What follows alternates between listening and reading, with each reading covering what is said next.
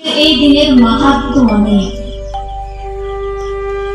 আমরা রথযাত্রা উপলক্ষে উৎসব করে চলেছি। এই রথযাত্রা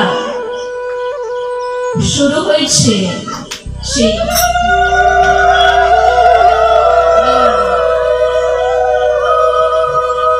এই রথযাত্রা মহোৎসব শুরু হয়েছে কবে থেকে? রথযাত্রা মহোৎসব শুরু হয়েছে এই কলিযুগে না, একদম সেই দাপর যুগ থেকে। কিভাবে জানেন? এর আগে রথ আগে যায়, তারপর সুভদ্রা দেবীর রথ, আর তারপর ভগবান প্রভু শ্রী জগন্নাথ দেবের রথ আসে। এইটা কেন হলো, এটা কিভাবে হলো, এই ব্যাখ্যা আজ আমরা জানব। দাপর যুগে ভগবান শ্রীকৃষ্ণ তখন দ্বারকায় আছেন। ভগবান শ্রীকৃষ্ণ তখন দ্বারকায় আছেন। তো সুভদ্রা দেবী কে বলুন তো? সুভদ্রা দেবীর পরিচয় কি? তিনি কে বলুন দেখি? সুভদ্রা দেবীর পরিচয় কে? তিনি কে আসলে? আপনারা তো জানেন, বলুন।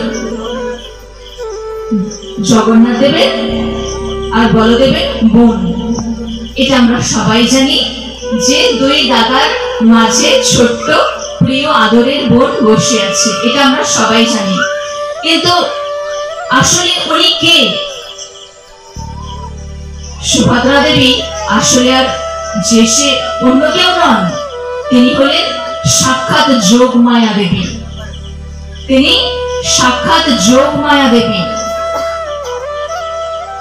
তিনি ভগবানের ভগিনী হয়ে তিনি লীলা করছেন। আমরা সবাই মায়ার বন্ধনে এই জগতে আবদ্ধ হয়ে রয়েছি। কৃষ্ণ বলে যেই জীব ভোগ বাঞ্ছা করে, নিকটস্থ মায়া তারে জাপটিয়া ধরে। কৃষ্ণ বলে যেই জীব ভোগ বাঞ্ছা করে, নিকটস্থ মায়া তারে জাপটিয়া ধরে।